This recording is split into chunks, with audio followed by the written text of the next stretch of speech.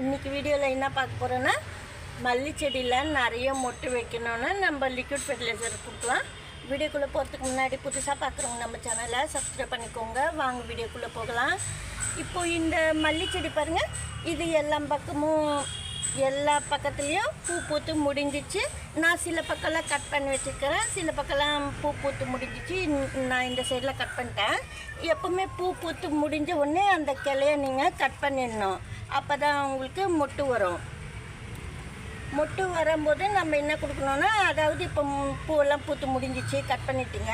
இதில் இன்னும் கொஞ்சம் மொட்டு இருக்குது, அது இருந்துக்கிட்டே இருக்கும். நம்ம பூத்து முடிஞ்சதுக்கப்புறம் இந்த சைடெல்லாம் பூ வரும், மொட்டு வரும். அதுக்காக தான் இப்போ நம்ம லிக்விட் ஃபெர்டிலைசர் கொடுக்குறோம். அதே சமயத்தில் மொட்டு ஏற்கனவே இருந்த மொட்டு கூட பெருசாகும். பாருங்கள், இது கோதுமை மாவு. நீங்கள் பழைய கோதுமை மாவுலாம் சப்பாத்தி செய்யும்போது வேஸ்ட் ஆகிடும், கொஞ்சம் மிச்சமெல்லாம் ஆகிடும். அந்த கோதுமை மாவுலாம் நீங்கள் எடுத்து வச்சு அரிசி கவுன தண்ணியில் போட்டு வச்சுட்டு செடிங்களுக்கெல்லாம் ஊற்றலாம். நான் கொஞ்சமாக எடுத்து வச்சு இப்போ ஒரு செடிக்கு மட்டும் நான் காட்டுறேன். அதாவது நீங்கள் மிச்சம் பண்ணோடனே நைட்டே போட்டு தண்ணியில் ஊற வச்சிடணும். நீங்கள் தயிர் சேர்க்குற மாதிரி இருந்தால் ஒரு ஸ்பூன் தயிர் சேர்த்துட்டு கூட நீங்கள் வச்சிடலாம். இது போல் வெறும் கோதுமை மாவே கூட நம்ம தண்ணியில் கலந்துட்டு மல்லி செடி கொடுக்கலாம். கூடவே நீங்கள் சப்போஸ் வெல்லமெல்லாம் சேர்க்கலாம் இந்த பிளான்ட்டுக்குன்னா நீங்கள் வெல்லம் சேர்த்து கூட கொடுக்கலாம். இப்போ நம்ம கோதுமை வெறும் கோதுமாவே சேர்க்கலாம், நீங்கள் வெல்லம் சேர்க்கலன்னா சேர்த்துக்குங்க.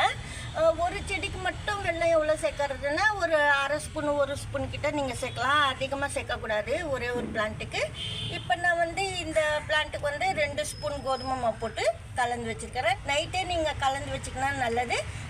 டீ தூள் தண்ணி அப்படியெல்லாம் நீங்கள் பிளான்ட்டுக்கு கொடுக்கலன்னா இதில் டீ தூள் கூட நீங்கள் சேர்க்கலாம். அப்படி நான் எது இருக்குதோ அப்போ அதே சமயத்தில் கொடுத்துட்றது. இப்போ நைட்டு நான் ஊற வச்சுட்டேன் இல்லை கோதுமை மாவு, அதுக்கு சொல்கிறேன் நான். இந்த ஜாஸ்மின் பிளான்ட்டுக்கு இது போல் கோதுமை மாவும் போது நல்லா தளிர் வரும், நிறைய மொட்டு வரும். நீங்கள் தயிர், மோர், டீ தூள் இதெல்லாம் சேர்க்கலன்னா கூட அப்பப்போ இந்த கோதுமை மாவில் கூட சேர்த்து ஒவ்வொரு பொருளாக கூட நம்ம சேர்த்து கொடுத்துடலாம்.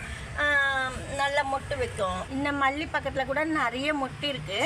இது போல் மொட்டு இருக்கிற சமயத்தில் கூட கொடுக்கலாம். நீங்கள் இது எத்தனை நாளைக்கு ஒரு வாட்டினா 10 days ஒன்ஸ் கொடுத்துக்கலாம்.